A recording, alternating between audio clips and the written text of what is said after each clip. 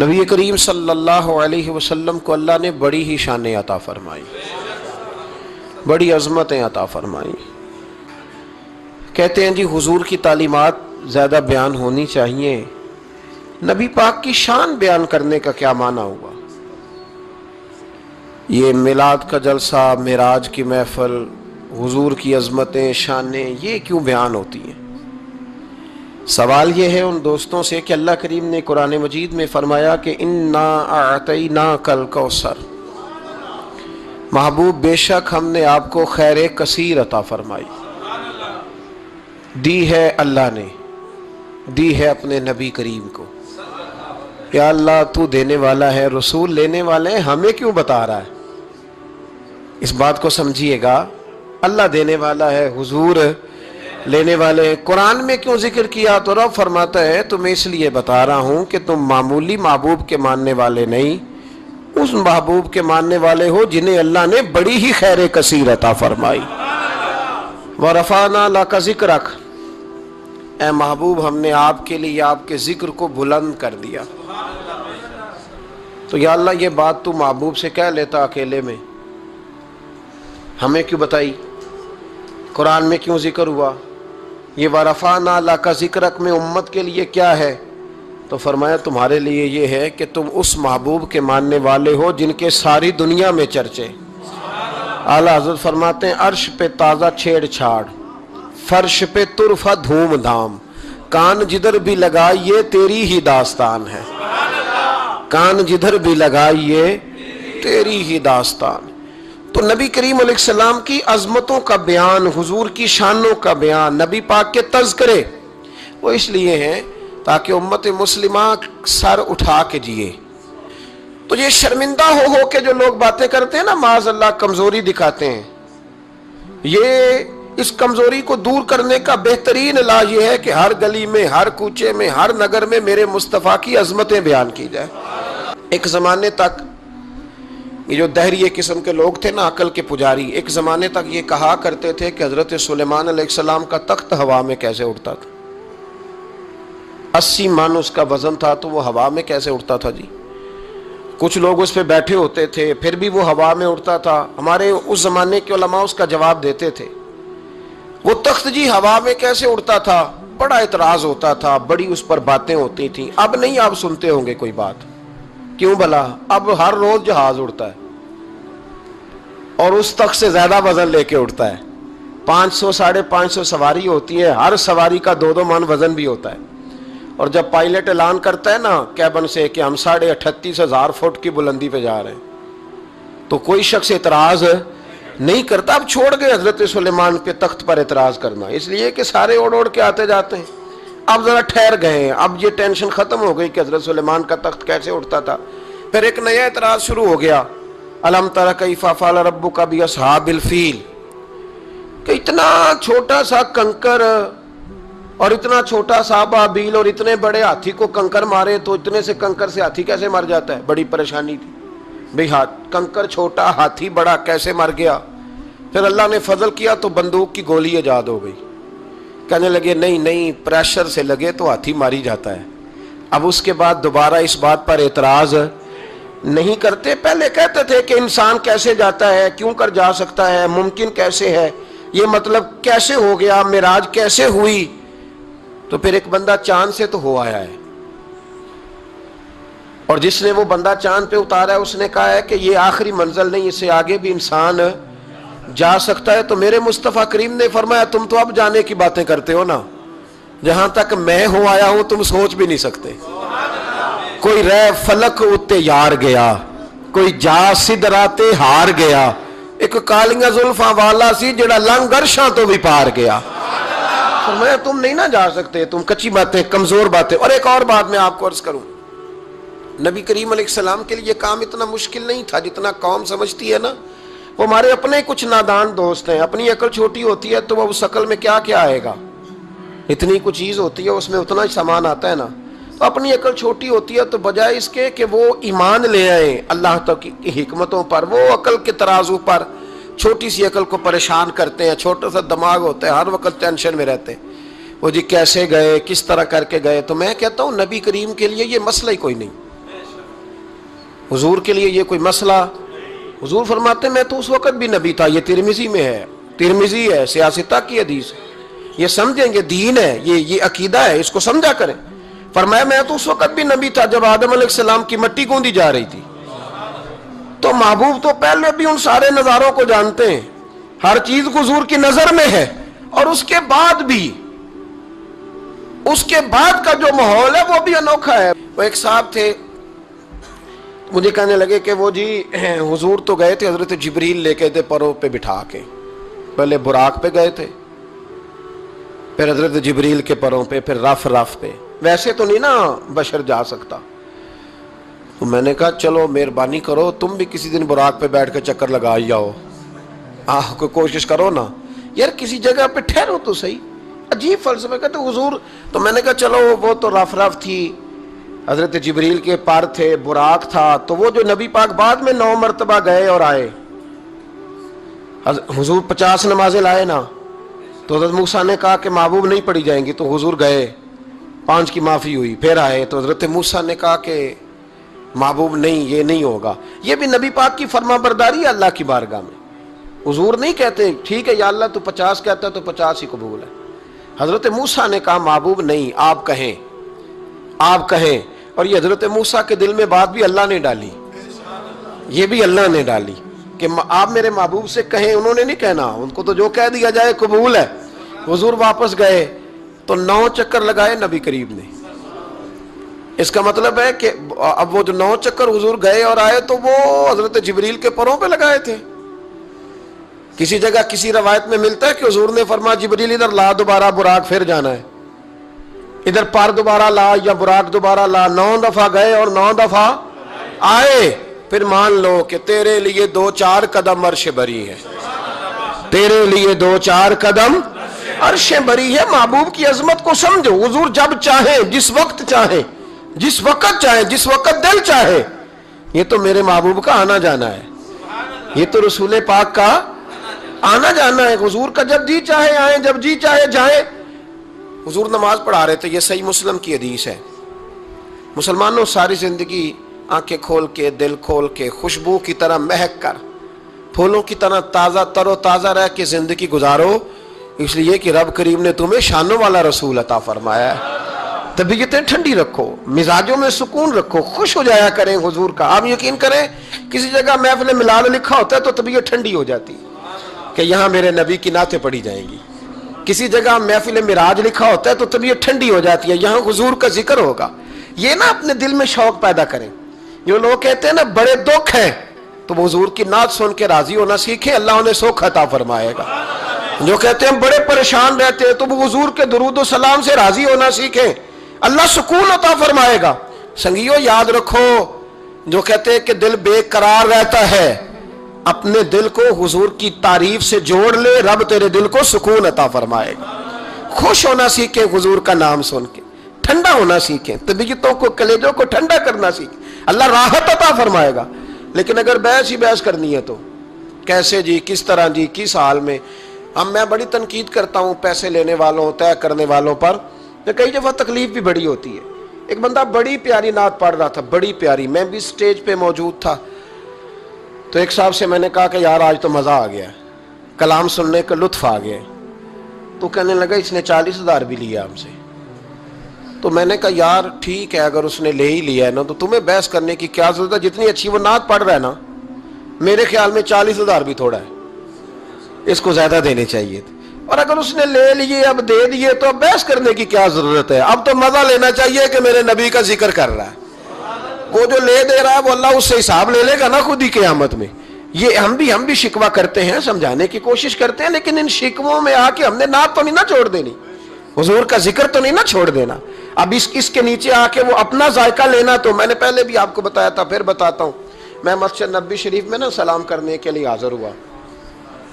اب تو میرے جیسے بندوں کو نقاب کر کے جانا پڑتا ہے نا, اس وقت ذرا جلدی چلے جایا کرتے تھے, موقع مل جاتا تھا. تو میں نا بابو سلام سے داخل ہوا تو ایک بابا جی بڑے سادے سے, پگڑی بھی سادی, طبیعت بھی سادی, تو اپنی موج میں وہ جا رہے ہیں.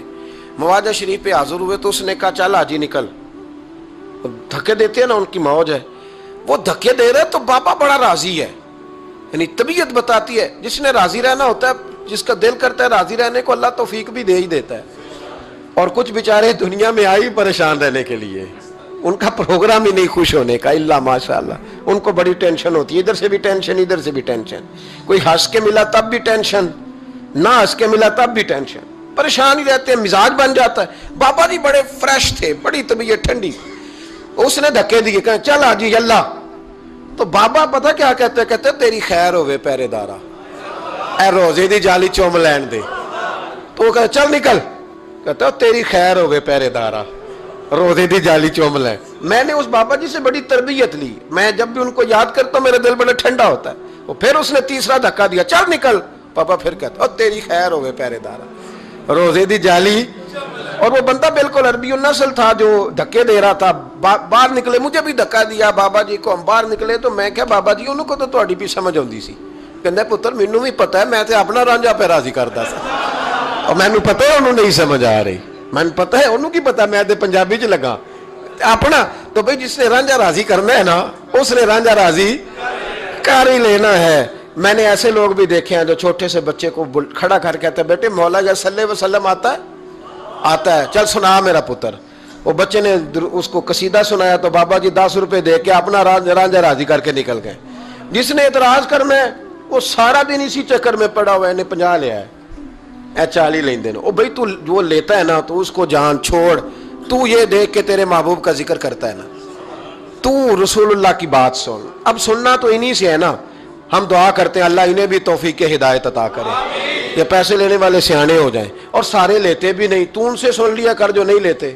سن تو صحیح نا، اپنا رنجا تو راضی کرنا، شوق تو بیدار کر، طبیعت میں ٹھنڈک تو پیدا کر. میرے رسول کریم علیہ السلام کی جو شانیں ہیں، حضور کی جو رفعتیں ہیں، نبی پاک کی جو بلندیاں ہیں، رسول پاک کی جو حضور کو اللہ نے اکرام دیا ہے، وہ گلاب کی طرح طبیعت کو مہکا دیتا ہے. جب ہم چیزیں پڑھتے ہیں تو طبیعت ٹھنڈی ہو جاتی. ہمارے حضرت صاحب کا طریقہ تھا، کوئی حضور کی شان والی روایت پڑھتے نا تو رات کو کتاب پہ نشانی لگا لیتے، اور صبح نا وہ کتاب پکڑی ہوتی تو وہ کہتے ادھر آ بھائی یہ دیکھ کیا لکھا ہے قاضی ایاز صاحب نے، یہ دیکھو کیا لکھا ہے کہ نبی کریم علیہ السلام نے فرمایا اللہ تعالیٰ قیامت کے دن میری سفارش پڑھنا 70,000 امتیوں کو بغیر حساب کتاب ہی جنت میں داخل کر دے. یعنی ان سے کھڑا کر کے پوچھے گا بھی کوئی نہیں کہ کیا 70,000 بغیر حساب کتاب.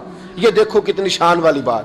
تو وہ ٹھنڈا کرنا چاہتے تھے نا اپنے دل کو، تو ان کے دل ٹھنڈے ہو جاتے تھے. ایک بات سننا تو طبیعت پھولوں کی طرح مہک جاتی. ایک حدیث پڑھتے تھے تو اسی کے سکون میں رات کو سو جاتے تھے. پروگرام بنائے کہ حضور کی جب تعریف ہو، جب موقع ہو تو پھر طبیعت ٹھنڈی ہو. سنیں میں نے کہا 2-4 قدم عرش بری ہے. نبی کریم علیہ السلام نماز پڑھا رہے تھے، ظہر کی نماز تھی یا عصر کی نماز تھی، صحیح مسلم میں موجود ہے. حضرت ابو ہریرہ فرماتے ہیں نماز پڑھاتے پڑھاتے نبی پاک نے قدم آگے کیا. نماز پڑھاتے پڑھاتے قدم آگے کیا اور یوں ہاتھ اٹھایا پھر واپس کر لیا. اب نماز پڑھ کے نا تو سلام پھیرا تو صحابہ عرض کرنے لگے یا رسول اللہ صلی اللہ علیہ وسلم وہ نماز میں پیر بھی آگے کیا تو ہاتھ بھی اٹھایا، تو وجہ کیا تھی؟ اب پہلا سوال تو یہ ہے کہ آپ لوگ نماز پڑھ رہے تھے یا حضور کو دیکھ رہے تھے؟ تو صحابہ تو پہلے ہی بتاتے ہیں کہ بھئی ہم تو پہلی صف میں نماز اس لیے پڑھتے تھے کہ نماز بھی ہوتی رہتی تھی اور چپ کے محبوب کی دید بھی ہوتی رہتی تھی. حضور سے پوچھا یا رسول اللہ وہ نماز پڑھتے پڑھتے قدم آگے بڑھایا آپ نے تو پھر پیچھے کر لیا، کیا تھا؟ اور ہاتھ اٹھایا تو پھر آپ نے نیچے کر لیا. تو نبی کریم فرمانے لگے نماز پڑھاتے پڑھاتے جب میں نے کہا نا سمی اللہ لمن حمیدہ، اچانک میری نظر اٹھی تو جنت میں چلی گئی. نظر اٹھی تو جنت میں. تو محبوب فرماتے ہیں جب میری اوپر نظر گئی نا تو میں نے دیکھا کہ انگوروں کا ایک خوشہ لٹک رہا ہے جنت میں. تو میں نے ہاتھ بڑھایا کہ توڑ لوں. حضور کھڑے ہیں مسجد نبوی میں اور فرماتے ہیں کہ میں یہاں کھڑے ہو کے ہاتھ اونچا کروں تو میرا جنت تک پہنچ جاتا ہے. فرمایا میرا ارادہ ہوا کہ وہ خوشہ جنت کا توڑ لوں، اور ذرا میں نے پیر آگے بڑھایا ہی تھا تو میرے دل میں خیال آیا کہ جنت راز ہے تو راز ہی رہنی چاہیے. یہ راز کھول گیا تو مزہ نہیں آئے گا. تو میں نے پھر وہ ہاتھ واپس کر لیا. صحابہ کہتے ہیں جب نبی کریم نے یہ بیان کیا تو ہمارے چہرے نے تجسس سے کھیل اٹھے. تجسس سے ہم کوئی بات اور بھی سننا چاہتے تھے. تو محبوب فرمانے لگے اگر میں وہ خوشہ توڑ کے لے آتا اور تمہیں دے دیتا تم قیامت تک بھی کھاتے رہتے تو تم سے ختم نہیں ہونا تھا. یہ صحیح مسلم کی حدیث ہے. او بھائی، میرے رسول کریم کے واقعہ معراج پہ شکوہ کرنا، کہنا سمجھ میں نہیں آتی کیسے گئے تھے، تو جو چاہے تو ہر شب ہو مثال شب اسرا. نبی کریم صلی اللہ تعالی علیہ وسلم فرماتے میں ام ہانی کے گھر میں سویا ہوا تھا، کوئی آنے والا آیا، اس نے مجھے جگایا.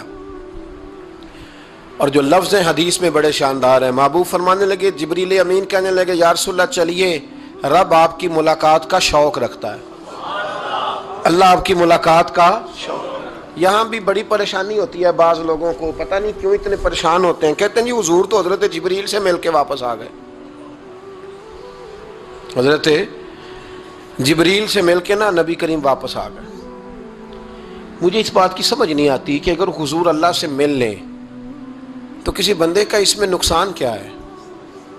کیا مطلب ٹینشن کس بات کی ہے؟ اتنی پریشانی، اتنی موٹی کتابیں لکھ دی کہ نبی پاک نے اللہ کو نہیں دیکھا، حضرت جبریل سے ملاقات کر کے حضور واپس آ گئے. یعنی میں سمجھنا چاہتا ہوں، میری سمجھ میں آیا نہیں، میں نے بڑی عقل دوڑائی ہے کہ اگر حضور اللہ کو مل لیں، ملاقات ہو جائے، قرآن کہتا ہے وجوہ یومئذ ناظرہ الی ربہا ناظرہ، قیامت کے دن چہرے چمکیں گے اس لیے کہ اپنے رب کا دیدار کریں گے. میں بھی کروں گا انشاءاللہ، آپ بھی کریں گے. کہا چہرے چمکیں گے اس لیے کہ مومن اپنے رب کا دیدار. وہ میرے بھائی اگر ہر مومن دیدار کر سکتا ہے، اور قرآن کہتا ہے نبی کریم علیہ السلام اگر اللہ کریم کا دیدار کر کے واپس آئیں تو اتنی زیادہ پریشانی علامہ صاحب کو، شیخ کو اتنی ٹینشن، اتنے زیادہ وہ آوازار ہوئے کہ اتنی موٹی کتاب لکھ دی. اور ادھر سے دلیل لائے کھینچ کے، ادھر سے دلیل لائے، اللہ کا تو ادراک ہی کوئی نہیں کر سکتا، دیکھ ہی کوئی نہیں سکتا، ممکن ہی نہیں تھا. حضور تو گئے تھے حضرت جبریل سے ملنے.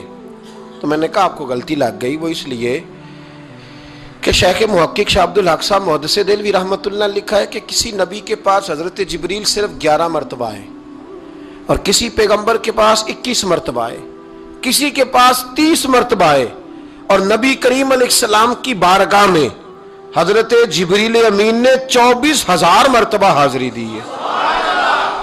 24,000 مرتبہ، 24,000 مرتبہ آئے حضرت جبریل. تو حضرت جبریل تو روز سویرے یہاں ہوتے تھے، ان کو ملنے جانے کے لیے اتنی محنت کرنے کی کیا ضرورت؟ وہ تو روز کھڑے ہوتے تھے. بلکہ علامہ صفوری نے ایک بڑی شاندار بات لکھی ہے، یہ تو نبی کریم کی بات ہے نا، مولا علی شیر خدا. آپ فرماتے ایک دن حضرت جبریل علیہ السلام نا انسانی شکل میں، جب حضور نے فرمایا نا کہ میں علم کا شہر ہوں، علی اس کا دروازہ ہے، تو فرماتے ہیں جب یہ روایت حضور نے یہ حدیث بیان فرمائی تو حضرت جبریل انسانی شکل میں نا حضرت علی شیر خدا کے سامنے آ کے کھڑے ہو گئے. حضرت جبریل امین علیہ السلام کھڑے ہوئے اور فرمانے لگے علی سنا ہے علم کے شہر کے آپ دروازے ہیں. تو مولا علی فرمانے لگے مصطفیٰ کریم نے فرمایا ہے. تو کہا اچھا پھر اگر آپ علم کے شہر کے دروازے ہیں تو بتائیں بھلا اس وقت حضرت جبریل کہاں ہیں؟ کہتے ہیں جو تو جبریل کو ملنے گئے تھے تو حضرت جبریل مولا علی کے سامنے کھڑے. کہنے لگے بتائیے اس وقت حضرت جبریل کہاں ہے؟ تو مولا علی شیر خدا، جب آپ اپنے بڑے کو کوئی بات بتائیں گے نا جن کا ادب کرنا ہو اپنے بزرگ کو، تو پھر آپ فٹافٹ نہیں کہہ دیں گے آپ کو پتہ ہی نہیں. یہ مسئلہ ہے، بزرگوں کو آپ نے کو بات سمجھانی ہو تو الفاظ کا چناؤ، اور یہ بھی ہمیں شیر خدا نے ادب بتایا ہے، الفاظ کا چناؤ شاندار ہونا چاہیے، لفظ بڑے زبردست تشکیل پانے چاہیے، جملوں کی ترتیب بڑی مؤدبانہ ہو. حضرت جبریل امین نے پوچھا کہ بتائیے علی اس وقت حضرت جبریل کہاں ہے؟ تو حضرت مولا علی شیر خدا نے پہلے اوپر دیکھا، میری طرف دیکھنا، پہلے اوپر دیکھا، پھر نیچے دیکھا، پھر پیچھے دیکھا، پھر آگے دیکھا، دائیں دیکھا، بائیں دیکھا. یہ نہیں فرمایا کہ آپ جبریل ہیں، وہ تو انسانی شکل میں تھے نا. جملے دیکھیے، ادب دیکھیے، طریقہ دیکھیے بات کرنے کا. حضرت علی فرمانے لگے بھائی حضرت جبریل اس وقت نہ تو آسمانوں میں ہے، نہ زمینوں میں ہے، نہ مشرق میں ہے، نہ مغرب میں ہے، نہ شمال میں ہے، یا نہ جنوب میں ہے. فرمانے لگے جی وہ اس وقت کہیں بھی نہیں ہے. پھر بھی فوراً نہیں کہا کہ آپ خود ہی تو ہیں، یہ نہیں فرمایا. کہنے لگے یا آپ جبریل ہے یا میں جبریل ہوں، دونوں میں سے ایک جبریل ہے، اب فیصلہ کر لیں. تو حضرت جبریل مسکرائے، تر دامنی پہ شیخ ہماری نہ جائیے، ہم تو دامن نچوڑ دیں تو فرشتے وضو کریں. حضرت جبریل مسکرائے اور فرمانے لگے آپ تو علی ہیں، جبریل تو میں ہی ہوں. آپ تو ولی ہیں، جبریل تو او بھائی یہ حال ہے ان کے غلاموں کا، یہ حال ہے ان کے غلاموں کا، تو میری سرکار کا عالم کیا ہوگا؟ کہتے ہیں جی حضور گئے اور مل کے نا حضرت جبریل سے تو واپس آ گئے، تو میں نے کہا اب نہ پریشان ہو، اگر حضور اللہ سے میل بھی لے تو آپ کا فائدہ ہی ہے، نقصان کوئی نہیں، آپ کا کوئی نقصان ہے، کوئی نقصان نہیں۔ نبی کریم علیہ الصلوۃ والسلام تو فرماتے ہیں، جب رب کریم نے کہا نا السلام علیکہ ایھا النبی، معراج کی رات، السلام علیکہ، یہ جو اتحیات آپ پڑھتے ہیں یہ معراج کا تحفہ ہے۔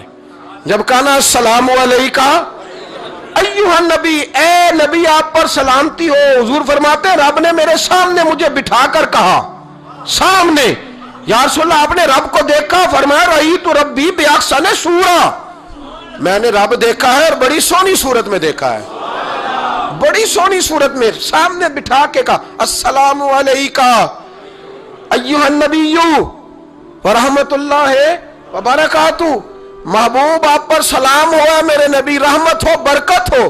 تو حضور فرماتے رب نے تو مجھے سلام کہا تھا، میں نے کہا نہیں، السلام علینا وعلی عباد اللہ الصالحین، یا اللہ جتنے بھی میری بات مان کے نماز پڑھے ان سب پہ بھی سلام بھیج، تیرا تو فائدہ ہو رہا ہے رب رسول کی ملاقات میں۔ السلام علینا وعلی عباد اللہ الصالحین، اے اللہ جتنے بھی صالح لوگ ہیں ان سب پر سلام ہو، ان سب پر۔ تو یہ تو معراج میں تیری میری بات، علامہ اسماعیل حقی رحمۃ اللہ علیہ فرماتے ہیں کہ 90,000 باتیں کی اللہ تعالیٰ نے اپنے نبی سے معراج کی رات، ملاقات بھی ایک رات کی اور 90,000 باتیں۔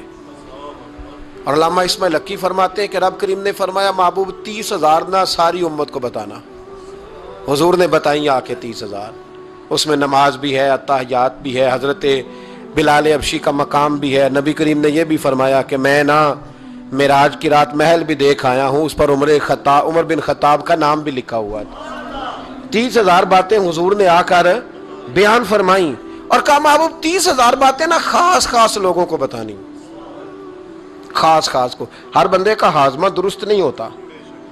وہی سالن کھا کے کچھ کہتے ہیں بڑا مزہ آیا، کچھ کہتے ہیں ساری رات نیند ہی نہیں آئی، حالانکہ معاملہ ہوتا ہے ہاضمے کا۔ ہر آدمی درست ہاضمہ نہیں رکھتا، تو لوگ ہاضمہ صحیح کرانے کی بجائے سامنے والے کی ہانڈی صحیح کراتے رہتے ہیں، اس کو کہتے رہتے ہیں کہ تو لہسن زیادہ ڈالا کر، او بھائی تو اپنے ہاضمے پہ تھوڑی محنت کر، صبح واک کیا کر، دہی شہی کھایا کر، پھر بھی نہ ٹھیک ہو تو صبح شامی سب گول استعمال کیا کر، اس کے چھلکے سے فائدہ لے، کہ سارا اعتراض سامنے والے کی ہنڈیا پہ ہی ہے۔ نبی کریم صلی اللہ علیہ، یہ جو ہاضمہ خراب ہو جاتا ہے پھر بندہ ٹینشن لیتا ہے، کہتا ہے نہیں جبریل سے ملے تھے، اللہ کا دیدار ہی نہیں کیا، وہ تو بس خواب کا معاملہ تھا، خواب میں گئے تھے، خواب میں۔ بھائی میں آپ سے کہتا ہوں کہ میں نے رات کو خواب دیکھی ہے پاکستان کا صدر بن گیا، تو آپ کو کوئی پریشانی ہے؟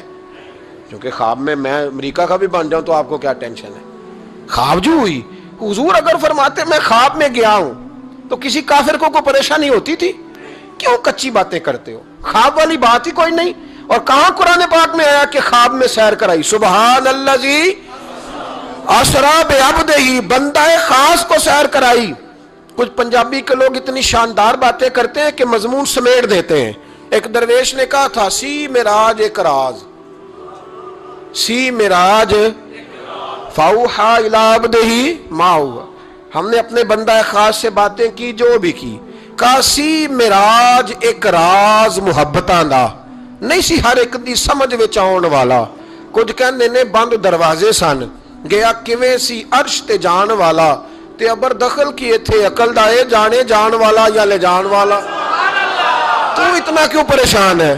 جانے جان والا یا اللہ کہتا ہے میں لے گیا، حضور کہتے میں گیا، یہ نیچے بیٹھ کے فیصلے کر رہا ہے، نہیں نہیں جبریل سے ملے تھے، نہیں نہیں وہ تو بس یہ اللہ کی تو ملاقات ہی نہیں، وہ تو خواب میں گئے تھے، تجھے بڑی پریشانی ہے، تیری پریشانی کچھ سمجھ میں نہیں آتی، بلا وجہ یہ کچھ لبرل قسم کے لوگ ہر بات کو عقل کے ترازو میں تولتے ہیں۔ میرے رسول کریم علیہ الصلوۃ والسلام تشریف لے گئے اور میرے بزرگوں نے ایک بات کی ہے جو بڑی شاندار ہے، اللہ اکبر۔ کچھ چیزیں ساری کتابیں کھنگالنے سے بھی نہیں ملتی، پر رب کریم کا بندہ بولتا ہے تو کمال کر دیتا ہے۔ وہ اصل میں کتاب و سنت کا نچوڑ ہی بیان کرتے ہیں پر کمال کر دیتے ہیں، کمال۔ کرسی پر، وزیر اعظم کی کرسی پر بیٹھنا اتنا مشکل نہیں جتنا کرسی چھوڑنا مشکل ہے۔ جو آج کے جب وزیر اعظم بنا ڈکٹیٹر بھی بنے تو انہوں نے بعد میں سیاسی پارٹیاں بنا لی کہ شاید دوبارہ کچھ عقل چل ہی جائے. مصر میں ایک ایسا وقت گزرا ہے کہ جس کو بادشاہ بناتے تھے جب اس کی مدت ختم ہوتی تھی نا اس کو قتل کر دیتے تھے. بھائی مارتے کیوں؟ وہ کہتے یہ سازش کرے گا دوبارہ بننے کے لیے. یہ ایسا لطف ہے کہ یہ جاتا نہیں. وہ میرے بھائی اوپر جانا کمال نہیں ہوتا، اوپر جا کے اس لیول پر بیٹھ کر غریبوں مسکینوں یتیموں پر توجہ رکھنا، اپنے ماحول کو نہ بدلنا. یقین کریں دنیا میں ایسے بہت سارے وقت آتے ہیں کہ انسان بڑا اونچا اڑ سکتا ہے، بڑے بڑے اسے پھر منصب بدلتے ہیں، جگہ بدلتی ہیں، آفریں ہوتی ہیں، وہ جہاں مرضی جا سکتا ہے، لیکن اپنے آپ کو کھڑا رکھنا ایک مشکل مقام ہوتا ہے. او بھائی پرانا سجن مل جائے تو لوگ، وہ کلاس فیلو جو کبھی پڑھا کرتا تھا تو لوگ کہتے ہیں ساڑھے پنڈ چ رہندا سی، وہ دوستی وہ گوارا کرنا پسند نہیں کرتے. قربان جاؤں مدینے کے چاند پہ. انسان بھول جاتا ہے، اب یقین کریں بھول جاتا ہے جب وہ کھڑا ہوتا ہے نا بارسلونا کے ایئرپورٹ پہ، اور جب وہاں اس کا انٹرویو لیا جاتا ہے، جیو والے وہاں پہنچتے ہیں، مانچسٹر کے اڈے پر جب وہاں ایکسپریس نیوز پہنچ کے پوچھتی ہے کہ آپ کو کیسا لگا یہ دورہ، وہ کہتا ہو میں پتہ نہیں کون سی ہستی ہو گیا ہوں. پھر لوگ بات کرتے ہیں تو جملوں میں یوں لگتا ہے کہ تکبر چھلکتا ہے. بڑا مشکل ہے اونچا اڑنے کے بعد غریبوں کو مسکینوں کو یاد رکھنا. اور حضور تو اس جگہ گئے تھے جہاں ایک تجلی دے کر حضرت موسیٰ علیہ السلام جیسے پیغمبر بے ہوش ہو گئے. حضور فرماتے جب میں گیا تو ادھر بھی نور تھا، ادھر بھی نور تھا، آگے بھی نور تھا، پیچھے بھی نور تھا. ایک تجلی گری، لوگ پریشان ہو گئے. ایک تجلی گری تو حضرت موسیٰ کلیم ہر چیز بھول گئے. اور حضور فرماتے ہیں نور کے حالے تھے، آگے بھی پیچھے بھی دائیں بھی. اس نور کی تجلیوں میں بٹھا کر عرش کے مالک نے جب پوچھا کہ محبوب کوئی بات کر، حضور فرماتے ہیں مجھ سے نہیں بھولا گیا. میں نے کہا یا اللہ میرے غریب امتی، یا اللہ گناہگار ہیں، یہ بھول جائیں گے، غلطیاں کر بیٹھیں گے، مہربانی فرما. تو محبوب فرماتے ہیں رب کریم نے فرمایا وَلَسَوْفَ يُؤْتِيكَ رَبُّكَ فَتَرْضَىٰ. محبوب اگر تو یہاں نہیں نہ بھولا ہم بھی تجھے ناراض نہیں کریں گے، تجھے اتنا دیں گے کہ تو ہم سے راضی ہو جائے گا. تو راضی ہو جائے گا بھائی، راضی ہو جائے گا. میرے نبی کریم علیہ السلام